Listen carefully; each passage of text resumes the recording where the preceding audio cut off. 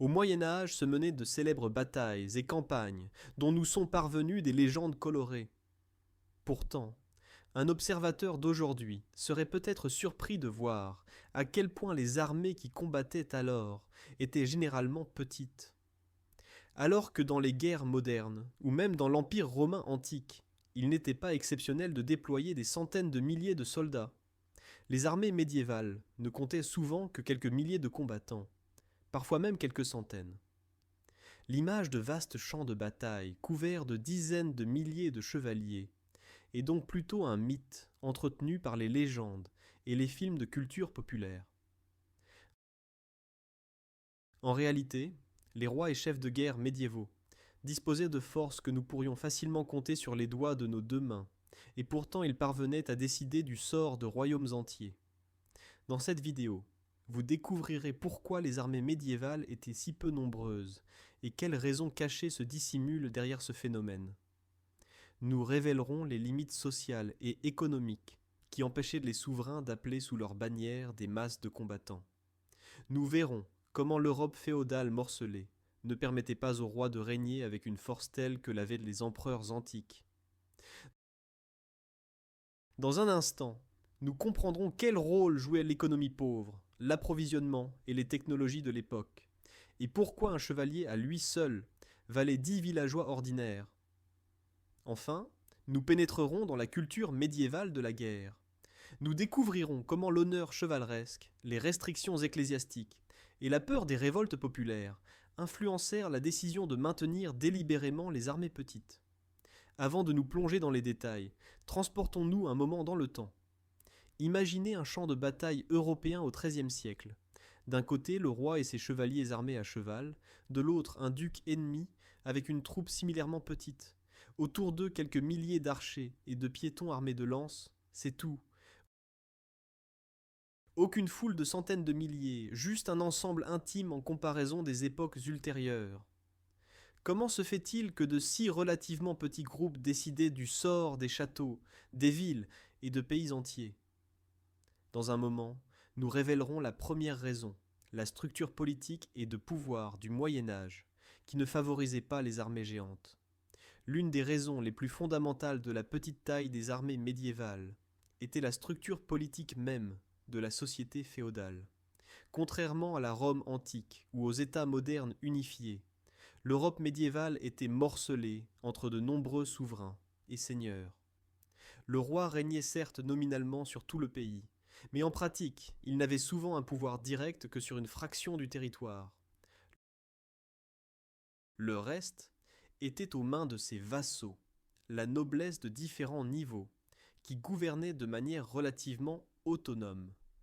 Dans ce système féodal, il était entendu que le roi pouvait demander une aide militaire à ses feudataires, vassaux, mais il ne pouvait pas simplement leur ordonner comme le font les États centralisés. En France, vers l'an 1000, ce morcellement était frappant. Le roi français était théoriquement le souverain de tout le pays, mais ne contrôlait réellement que la région d'Île-de-France, les environs de Paris. Les puissants ducs de Normandie, d'Aquitaine, de Bourgogne et autres fonctionnaient presque indépendamment. Si le roi avait alors déclaré une mobilisation générale, de nombreux grands seigneurs l'auraient simplement ignoré, ou n'auraient envoyé qu'un détachement symbolique de quelques chevaliers. L'idée qu'un souverain puisse rassembler une énorme armée de tout l'Empire par un simple ordre était ridicule non seulement en France, la situation était similaire en Angleterre sous le roi Jean, en Allemagne sous les empereurs après la chute de l'Empire romain, et ailleurs en Europe. L'autorité du roi était limitée, et percer à travers les intérêts privés de la noblesse n'était pas facile. Les obligations féodales existaient certes formellement. Un noble était tenu de fournir des soldats à son seigneur, mais elles avaient leurs limites.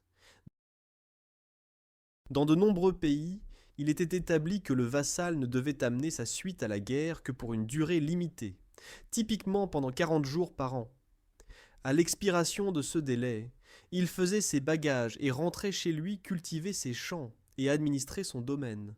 Un temps si court ne suffisait souvent même pas à la prise d'un château ou à une campagne prolongée au-delà des frontières. Le roi pouvait ainsi convoquer de nombreux chevaliers et écuyers, mais seulement pour quelques semaines, et ensuite son armée commençait à se désintégrer, s'il n'avait pas les moyens de continuer à la payer. Nous y reviendrons. Ce système seul limitait déjà la taille des armées de campagne. Le souverain réfléchissait à combien d'hommes convoquer, car il savait qu'il ne pourrait pas les maintenir à long terme. Il misait donc plutôt sur une expédition plus petite et bien organisée, que sur une foule chaotique qui se disperserait après un mois. De plus, chaque noble ne disposait que d'un nombre limité de combattants. Un grand seigneur médiéval typique n'avait dans sa suite que quelques dizaines de cavaliers et quelques centaines de fantassins. Quand le roi avait besoin d'une armée, il devait assembler ses puzzles de petits détachements. Ici 50 chevaliers d'un comte, là 100 lanciers d'un autre. L'armée résultante était donc la somme de nombreux petits contingents, certains vassaux pouvant même refuser de participer ou envoyer moins qu'ils n'avaient les promis. La coordination de tant de groupes différents était difficile et exigeait diplomatie et compromis. C'est pourquoi les souverains ne convoquaient souvent pas absolument tous ceux qu'ils auraient théoriquement pu.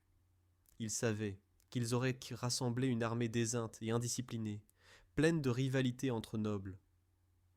Au lieu de cela, ils choisissaient plutôt les vassaux les plus loyaux et une force plus petite mais fiable. La conséquence du morcellement féodal était donc qu'aucun roi ne parvenait en pratique à mobiliser tout le potentiel de son pays. Il dépendait toujours de la bonne volonté et des capacités de ses sujets. Dans la Rome antique, ou chez les Perses anciens par exemple, un souverain pouvait ordonner un service militaire général et des dizaines de milliers de citoyens ou de peuples soumis se présentaient. Dans l'Europe médiévale, rien de tel n'existait. Non pas parce que les rois ne voulaient pas de grandes armées, mais simplement parce qu'ils ne disposaient pas d'un État centralisé, avec des fonctionnaires qui auraient ordonné et organisé une mobilisation massive. Dans un moment, nous examinerons une autre limite étroitement liée, le nombre même d'habitants et les ressources humaines du Moyen Âge. Autrement dit, même si les rois avaient eu un pouvoir illimité, y avait-il assez de gens pour constituer des armées géantes ?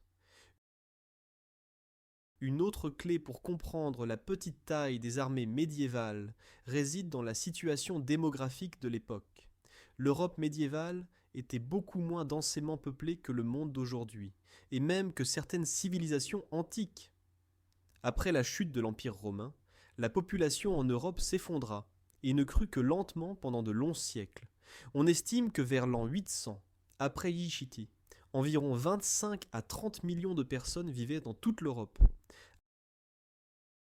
Avant l'an 1300, il y eut certes une grande croissance démographique, le soi-disant optimum climatique médiéval et le développement de l'agriculture portèrent le nombre d'habitants peut-être à 70 à 80 millions. Mais c'est encore peu par rapport aux époques ultérieures, et surtout, la plupart de ces gens ne pouvaient jamais participer au combat. L'immense majorité de la population était constituée de paysans, de serfs, liés à la terre. Leur tâche était de cultiver les céréales, d'élever le bétail et d'assurer la subsistance de toute la société. Si trop d'hommes quittaient les champs pendant la saison et partaient en guerre, la famine menaçait. À l'époque des semailles et des moissons, on ne faisait pas la guerre précisément parce que les paysans devaient rentrer chez eux, labourer les champs et récolter. L'économie médiévale n'avait ni mécanisation ni rendement moderne. Elle avait besoin de chaque main qui travaillait.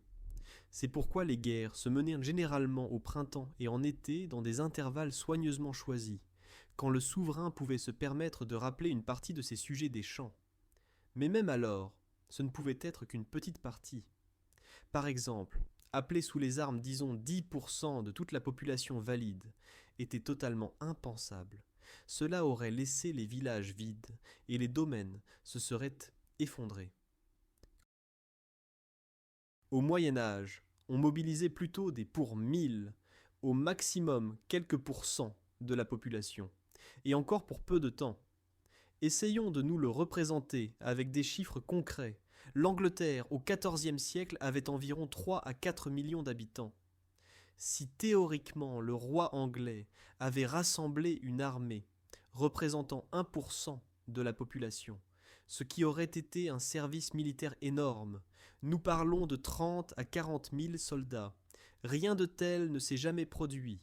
Pendant la guerre de 100 ans, 1337 à 1453, les rois anglais envoyaient par-delà la Manche en France des armées comptant habituellement seulement 5 à 10 000 hommes, souvent moins. C'est seulement environ un dixième de % de la population anglaise de l'époque.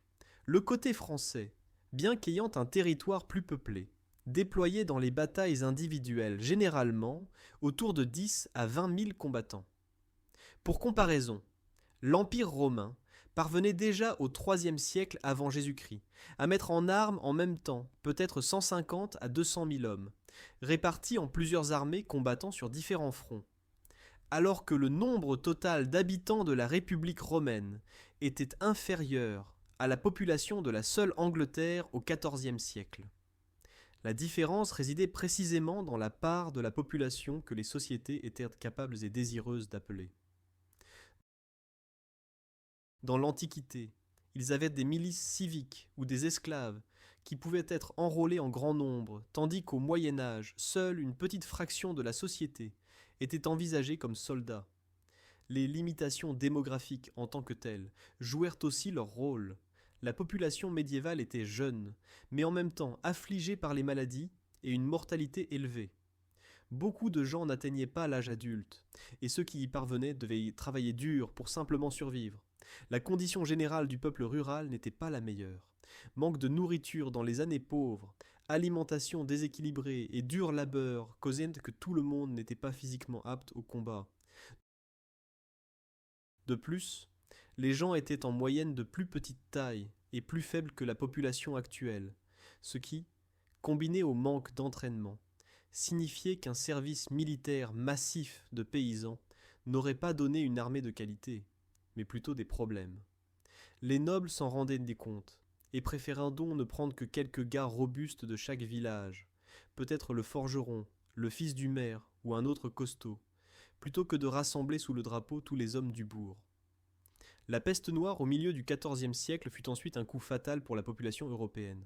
L'épidémie de peste tua environ un tiers à la moitié des habitants. Après l'an 1350, la plupart des pays avaient donc considérablement moins de gens qu'avant. Par exemple, le nombre d'habitants des terres tchèques chuta vers l'an 1400, peut-être un peu plus d'1 million. Avant la peste, cela pouvait être près de 2 millions. Les guerres hussites, au XVe siècle, se déroulèrent alors dans un paysage frappé par l'effondrement démographique. Même ainsi, les Hussites parvinrent à constituer de plus grandes armées populaires qu'à l'ordinaire. Mais c'était une exception. Nous reviendrons sur les Hussites. Généralement, cependant, la peste et les famines qui suivirent menèrent à des armées encore plus petites vers la fin du Moyen Âge, car il n'y avait tout simplement pas assez de gens. Là où auparavant, un souverain rassemblait peut-être 10 000 combattants, il pouvait à peine en trouver la moitié une génération plus tard. En résumé, le potentiel humain du Moyen Âge était limité. La société avait besoin de la plupart des gens dans le rôle de producteurs, paysans, artisans, et ne pouvait se permettre le luxe de maintenir sous les armes de grandes masses. Et même si elle l'avait pu, il n'y aurait pas eu de quoi les équiper et les nourrir. Et nous arrivons ainsi à un autre point fondamental. Dans un moment, nous révélerons comment l'économie et l'approvisionnement empêchèrent la formation d'armées géantes. La guerre, en effet, ne concerne pas seulement les hommes au champ, mais aussi ce que cela coûte et d'où viennent les vivres et l'équipement. Épées, armures, chevaux, nourriture, bière, foin, flèches. Tout cela coûte de l'argent ou du travail, et au Moyen Âge il n'y en avait pas à profusion. Les possibilités économiques de la société de l'époque représentaient l'une des limites les plus dures pour la taille des armées. Même s'il y avait eu assez de gens disposés à combattre, il n'y aurait pas eu de quoi les équiper et les nourrir.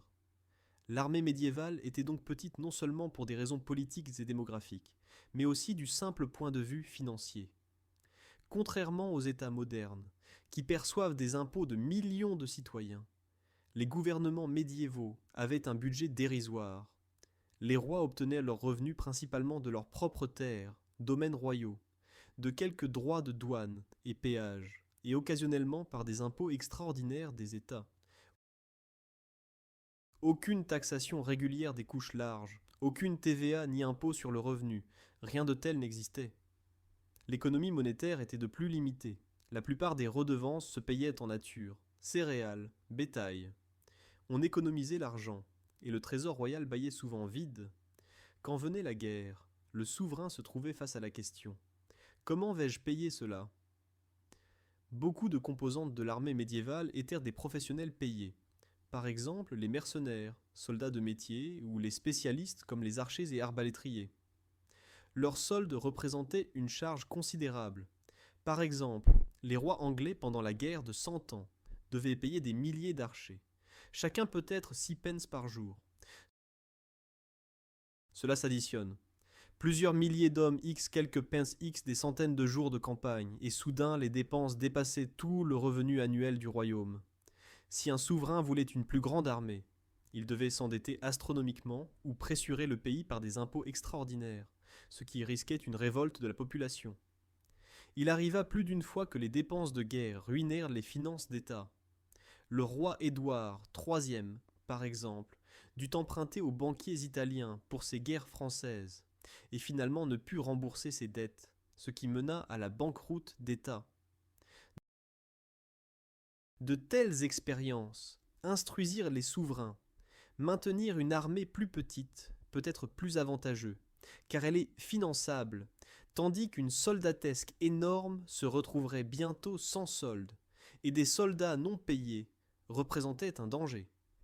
Ils pillaient leur propre pays, désertaient ou se révoltaient. Un défi encore plus grand que payer les soldats était de les nourrir.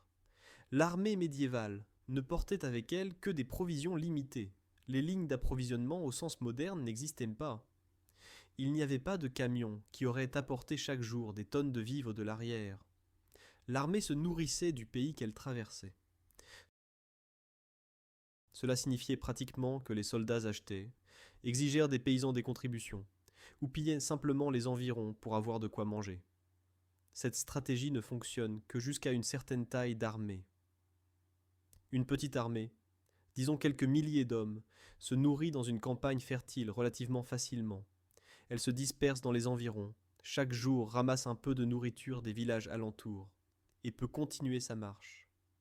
Une grande armée, peut-être des dizaines de milliers de personnes, aurait littéralement dévoré la campagne en quelques jours et aurait commencé à souffrir de la faim. Maintes fois dans l'histoire, nous voyons que des armées trop nombreuses devinrent victimes de leur propre famine. Pendant les croisades, il arrivait que des dizaines de milliers de pèlerins et chevaliers enthousiastes marchent dans des régions où il n'y avait pas assez de provisions, et des masses de gens mouraient d'épuisement et de malnutrition avant d'atteindre leur but. Un chef de guerre médiéval raisonnable préférait donc sacrifier quelques milliers de combattants supplémentaires, pourvu qu'ils maintiennent la mobilité et assurent la nourriture pour le noyau de son armée. N'oublions pas non plus les chevaux. L'armée médiévale était pleine de chevaux. Chaque chevalier avait un destrier de guerre, souvent aussi un cheval de rechange et un porteur d'équipement. Les chariots avec les provisions étaient tirés par des attelages de bœufs ou de chevaux. Et les chevaux mangent d'énormes quantités de fourrage et d'avoine. Approvisionner une grande armée de cavalerie en fourrage était un casse-tête logistique. Nourrir peut-être 5000 chevaux en un même lieu pendant longtemps équivalait à dépeupler un large environnement de son fourrage. Une plus grande armée était donc paradoxalement plus lente. Elle devait se disperser sur une plus grande surface, ou bouger constamment, pour que les chevaux eurent de quoi manger. Cela faisait perdre la cohésion et la capacité de combat. L'infrastructure était un autre problème. Les routes étaient misérables, souvent juste des chemins boueux. Déplacer une armée énorme avec des chariots était pratiquement impossible. Une longue colonne de marche se serait disloquée. De plus, il manquerait d'eau et de pâturage le long d'une seule route. Les Romains avaient jadis un réseau de routes pavées et des entrepôts le long de celles-ci. L'Europe médiévale ne maintenait rien de tel. Essayez d'imaginer une armée médiévale de 30 000 hommes. La colonne s'étirerait sur de nombreux kilomètres. Il faudrait des heures pour que les unités arrières quittent le camp. Et pendant ce temps, tout pourrait changer à l'avant. les possibilités de communication, principalement signaux optiques, messagers à cheval, ne suffisaient pas non plus à la coordination d'ensemble de plusieurs centaines de milliers. Bref, l'organisation pratique favorisait plutôt des armées plus petites et plus agiles. Du point de vue économique, la devise était donc plutôt une armée plus petite, mais nourrie et payée, qu'une foule géante qui affame. Les rois et commandants médiévaux s'en tenaient à ce principe parfois consciemment, parfois instinctivement. Après tout, l'expérience était directe. Quiconque tentait de rassembler une armée trop grande risquait l'effondrement logistique. Par exemple, l'armée croisée assiégeant Antioche, en 1098 pendant la première croisade, atteignit initialement peut-être des dizaines de milliers de têtes. Mais en quelques mois de siège de la ville, elle affama à tel point que les soldats mangèrent les chevaux et l'herbe, et l'état de l'armée tomba à quelques milliers d'individus aptes au combat. Nous trouvons plusieurs histoires similaires dans les chroniques. Les chroniqueurs médiévaux décrivaient parfois avec effroi des cas où l'armée dut tuer ses chevaux faute de nourriture ou quand la peste et la dysenterie se répandirent dans le camp à cause de la mauvaise hygiène. Tout cela était des conséquences directes de camps surpeuplés et d'armées trop grandes qui avaient dépassé les limites des possibilités de l'époque. Il est aussi important de réaliser le coût de l'armement et de l'équipement. Équiper un soldat n'était ni bon marché ni simple. Un chevalier avait besoin d'une armure d'acier de qualité sur mesure, d'une épée, d'une lance, d'un écu, d'un aume. Tout cela représentait la valeur d'un petit domaine. Ce n'est pas pour rien qu'on disait que l'armure chevaleresque ne pouvait se la permettre que les nobles et les riches. Si un roi avait voulu équiper des milliers de pauvres paysans d'une armure complète, il n'aurait simplement pas eu les ressources ni les capacités. Les armuriers étaient dits des artisans, qui ne produisaient qu'un nombre limité d'armes par an.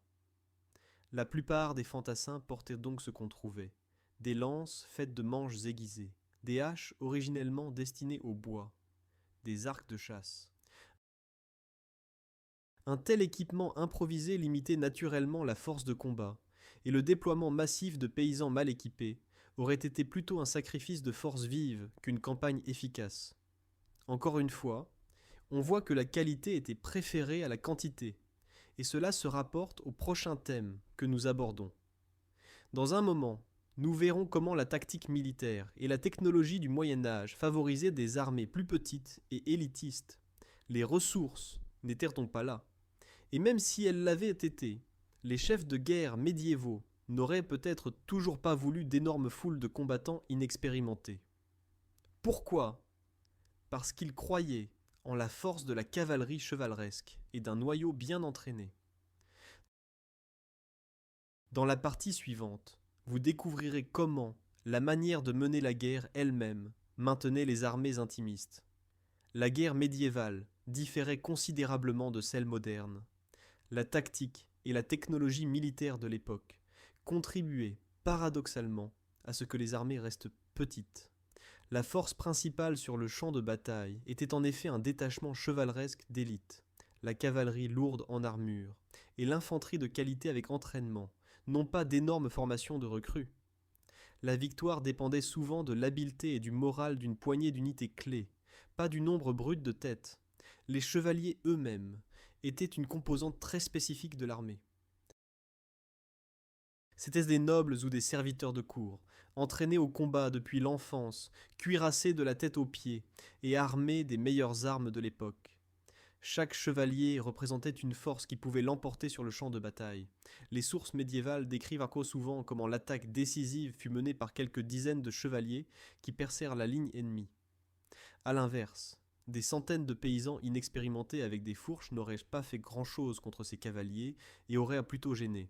C'est pourquoi les commandants préféraient un groupe plus petit et bien coordonné de chevaliers et de leurs hommes d'armes qu'une foule désorganisée. Un chroniqueur nota que 100 chevaliers peuvent disperser 1000 hommes d'infanterie, ce qui était naturellement une exagération, mais exprimait la foi en la supériorité militaire de la qualité sur la quantité. Les guerres se décidaient souvent rapidement et sur un petit espace. Représentons-nous une bataille médiévale typique, Deux armées relativement petites s'affrontent sur un champ de la taille d'un petit terrain de football d'aujourd'hui ou d'une vallée. Quelques milliers d'hommes remplissent à peine des kilomètres de front. Le front était court, les formations combattaient souvent en une ou deux lignes. Si quelqu'un avait le double d'hommes, il ne pouvait de toute façon pas les utiliser pleinement, car ils ne rentreraient pas dans la formation où leurs ailes iraient trop loin et déchireraient les formations. Les champs de bataille maintenant médiévaux étroits, souvent délimités par le terrain, les forêts, les rivières, ne permettaient pendant pas de déployer d'énormes rangs.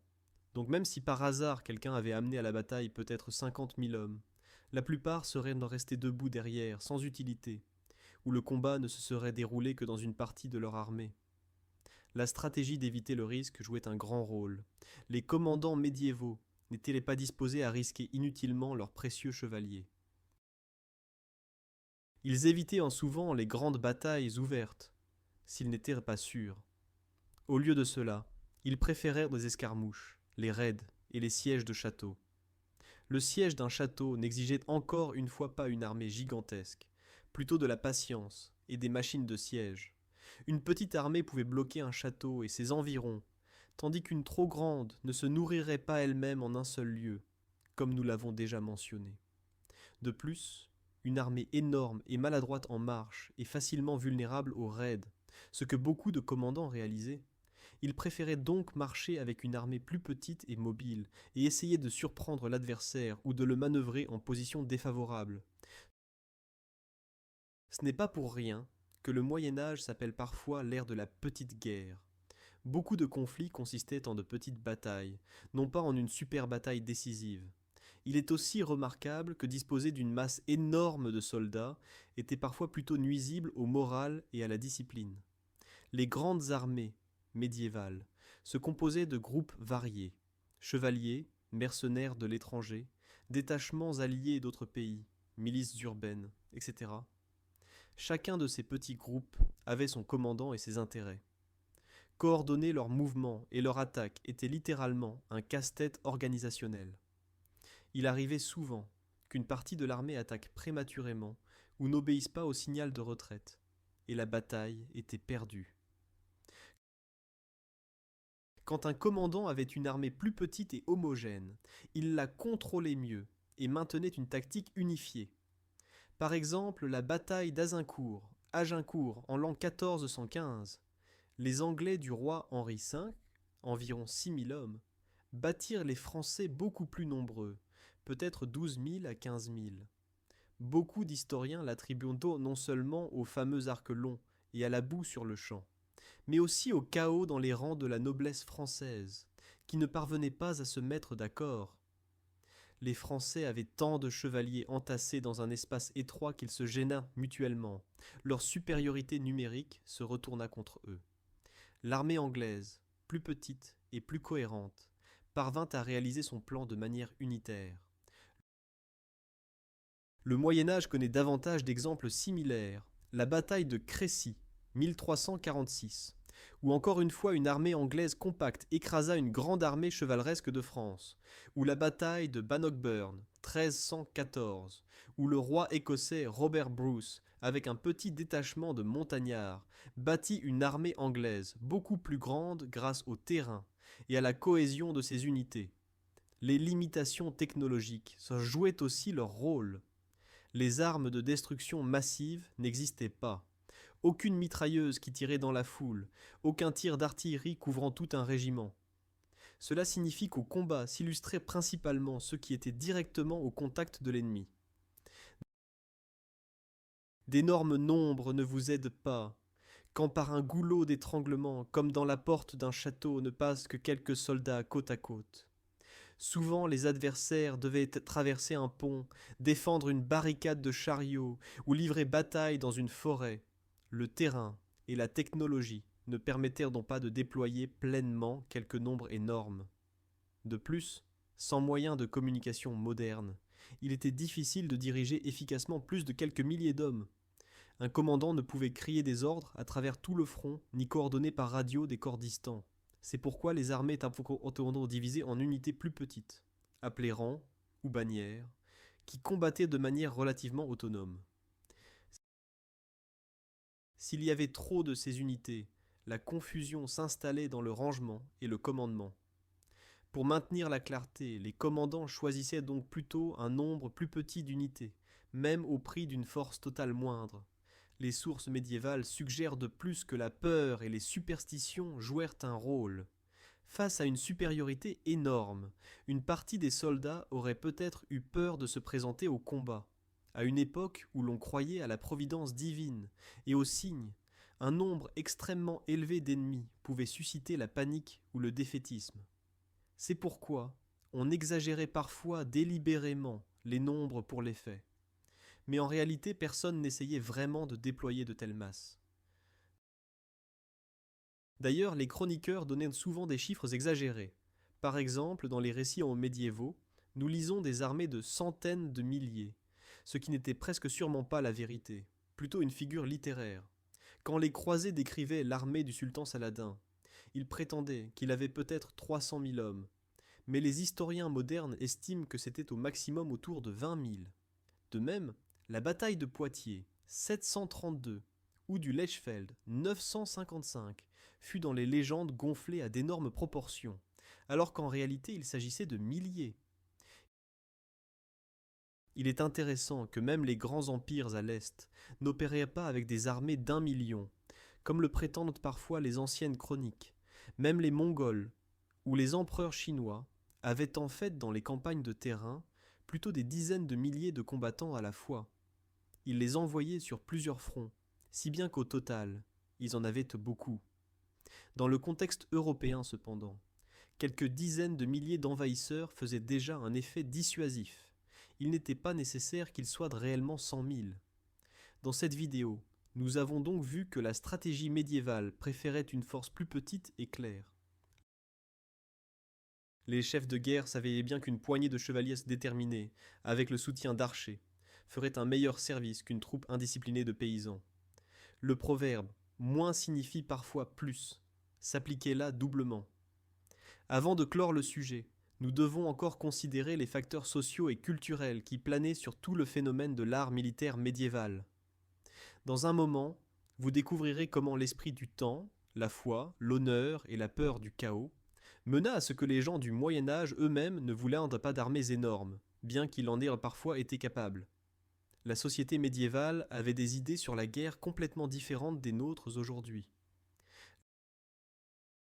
La guerre était affaire d'honneur, de statut et parfois aussi de foi, non pas de mobilisation totale de la nation.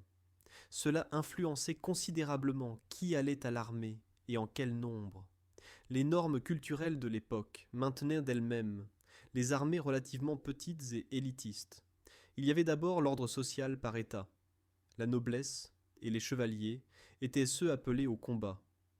Dans l'image idéale, les seigneurs nobles devaient combattre, tandis que le peuple simple devait rester chez lui et cultiver la terre. L'Église soutenait ce modèle, le concept de paix de Dieu, Pax Dei, et de trêve de Dieu, Treuga Dei. Depuis le Xe siècle, prêchait que les chevaliers ne devaient pas attaquer les paysans désarmés, les femmes, les clercs et les marchands, et que la guerre devait être limitée à certains jours de l'année. Bien que ces règles fussent souvent violées, elles témoignent d'un idéal. La guerre devait être l'affaire d'une couche étroite de guerriers, non de tous les habitants. Quand on combattait, cela devait être, justement, entre adversaires à peu près égaux, donc armée contre armée, pas pillage de village. Naturellement, la pratique était plus cruelle, mais cet idéal freinait l'imagination que les paysans se lèvent massivement en armes. Le paysan était perçu comme quelqu'un qui n'appartenait pas à la guerre, peut-être seulement en nombre lors de la défense de son propre village, mais pas comme partie de l'armée royale. Cela se rapporte aussi à l'honneur chevaleresque et au code. Les chevaliers considéraient la guerre comme leur mission chevaleresque, et souvent aussi comme un jeu pour la gloire. Ils combattaient pour l'honneur, pour le butin ou par loyauté envers leur seigneur. La victoire dans un tournoi ou une bataille n'apportait du prestige que si l'adversaire en valait la peine. Battre une foule de paysans insignifiants n'était rien de glorieux. Au contraire, vaincre une autre armée chevaleresque de taille similaire était apprécié. dans les batailles. Ils s'intéressaient aussi souvent à capturer des ennemis nobles contre rançon, plutôt qu'au massacre de l'infanterie ordinaire. Cela menait à ce que les grandes batailles étaient il y a plutôt l'exception. Souvent les adversaires se tâtaient, et finalement concluaient une trêve ou un accord, sans risquer un grand affrontement. Et quand l'affrontement avait lieu, les chevaliers sous-estimaient souvent l'importance de la supériorité numérique, comptant sur l'héroïsme individuel. Pourquoi convoquer des régions entières sous le drapeau, quand 100 braves peuvent quand gagner la gloire et la part du lion du butin pour eux-mêmes? Un autre facteur était la peur de la révolte populaire. La classe dirigeante médiévale se méfiait au fond du peuple armé. Il y avait un danger réel qu'en donnant des armes à des milliers de serfs, ils puissent finalement les retourner contre leur seigneur. De tels cas se produisirent, par exemple la grande révolte des mercenaires au XIIIe siècle ou les soulèvements paysans, comme la jacquerie française en l'an 1358 ou la révolte de Wat Tyler en Angleterre 1381, montrèrent que les sujets ordinaires parvenaient à prendre les armes et menacer la noblesse quand ils étaient acculés. Ces événements effrayèrent les élites. L'idée prévalait qu'armer le peuple simple était un pari. Cela pouvait mener au chaos, au pillage, voire à la révolution. C'est pourquoi beaucoup de régions interdisaient le port d'armes aux non-nobles en dehors des situations de crise. Quand les paysans devaient armer, par exemple lors d'une invasion soudaine d'ennemis, la noblesse les désarmait rapidement après la fin du danger et les renvoyait au champ. Les milices populaires existaient principalement dans les villes. Les bourgeois avaient le droit de porter l'épée pour la défense des remparts urbains. Mais même leur nombre était limité, et lors des campagnes en rase campagne, on les regardait plutôt avec scepticisme. Les détachements urbains complétaient les armées, mais formaient rarement la force principale. La dimension religieuse n'était pas moins importante. La plupart des guerres médiévales avaient des objectifs séculiers, mais l'Église y parlait. Outre la paix de Dieu déjà mentionnée, il existait par exemple l'anathème sur l'usage de certaines armes. Célèbre est l'interdiction de l'arbalète contre les chrétiens, proclamée en l'an 1139 par un concile ecclésiastique. Pourquoi l'interdiction précisément de l'arbalète ? Parce que l'arbalète permettait même à un soldat plus simple de percer l'armure d'un chevalier noble à distance sûre, donc de tuer déloyalement, et sans grand entraînement, un noble. C'était contre l'esprit de la chevalerie. Même si cette interdiction ne dura pas longtemps, les arbalètes continuèrent à être utilisées allègrement. Elles montrent la mentalité. On préférait un combat loyal, et l'effort de maintenir un certain statu quo, où la noblesse avait le dessus. De même, l'Église prêchait que la guerre devait être défense de la justice, non destruction sans limite. Quand les chevaliers partaient en croisade, on leur prêchait de protéger les innocents et de ne combattre que les armés. La réalité était plus cruelle, mais ces idéaux freinaient au moins un peu les ambitions de liquider l'ennemi à tout prix avec l'aide d'une supériorité énorme. Il arrivait souvent qu'après la bataille, les vainqueurs laissent les vaincus se retirer ou libèrent les prisonniers sur parole d'honneur, juste pour ne pas continuer l'effusion de sang. Cette culture chevaleresque ne menait pas à la guerre totale, plutôt à des conflits de portée limitée. Nous avons mentionné les Hussites comme exception confirmant la règle. Le mouvement révolutionnaire hussite en Bohême, XVe siècle, défia effectivement beaucoup de ce qui précède.